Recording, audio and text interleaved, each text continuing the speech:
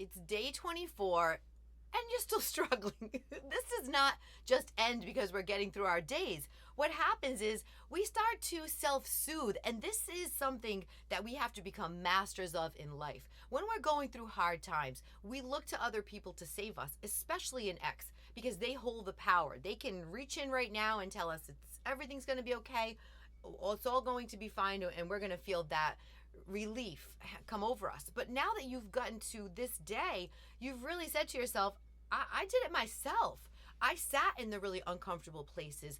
I got comfortable being uncomfortable. I was able to sit in this grief, in this loss, and push through my days without needing to reach out to someone else. It's almost like you're in this space of learning you can do this completely on your own. You don't have to have someone else pull you out of it. So the strength that it takes to sit by yourself and get through a breakup is beyond measure. And this is why most people jump into something new right away, because they really can't sit in this space of self-reflection and also self-soothing. So you've done that.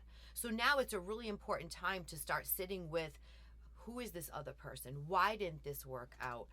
What did you bring to the table? What did they bring to the table? And really concentrate on some of the things that you didn't love about them, because you're going to start leaning toward the romantic side. You're missing them a lot. You are starting to still be in a place of what it was they brought, and you have them on a little bit of a pedestal. Knock them off that pedestal. No one deserves to be on the pedestal. So keep knocking them off, reminding yourself of what it was they brought to the relationship that may have broken it up, or even made you have to break up with them, because all the work you're doing right now, are they doing it? And you're probably still pretty focused on what it is they're doing. And if they just jumped into some other relationship, chances are they're not doing much work at all. Are they missing you at times? Of course. Are they thinking about the loss? Yes. But are they really sitting with the absolute grief of it? Probably not. So they're keeping their head above water, and you have to kind of look at them and think, they seem like they're doing so great. They're so far ahead of me. No, they're not.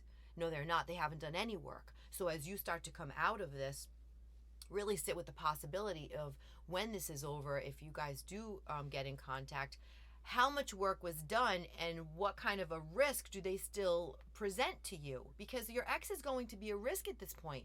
They've probably done something that, even though your emotions are still completely into them and you want them back in your life at some level, you have to sit with, can you work through what they did in that relationship or at the end of that relationship? So now you're sitting with the reality of, if you get back with this person, what does the reality look like? If they broke your trust, you're going to have trust issues. If it sounds all great that, they're going to have them back and they're going to be there sitting on the couch next to you and you're going to feel this moment of relief, but then what are you going to feel? Are you going to be nervous if they pick up the phone and start, texting, or if they're 5 minutes late, or if you start feeling them pull back again? So whatever problems you were dealing with, they're going to be still right there in front of you to be worked through.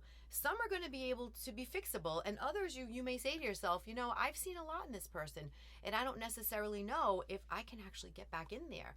That's a big thing to sit with. So today, keep going about your day. Keep journaling if you journal.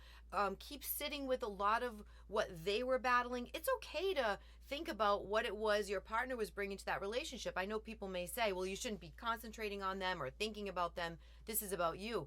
This is about you, but we really can't sit with the breakup until we create this little narrative in our head of what happened. So if you spend a little bit of time, going over maybe why they did what they did, knowing some of their background, knowing some of their struggles and their history, you start sitting with what it is they probably need to work on. And so you can't do it for them, but if you do have a chance to be back together again, you're going to certainly have that as part of your conversation.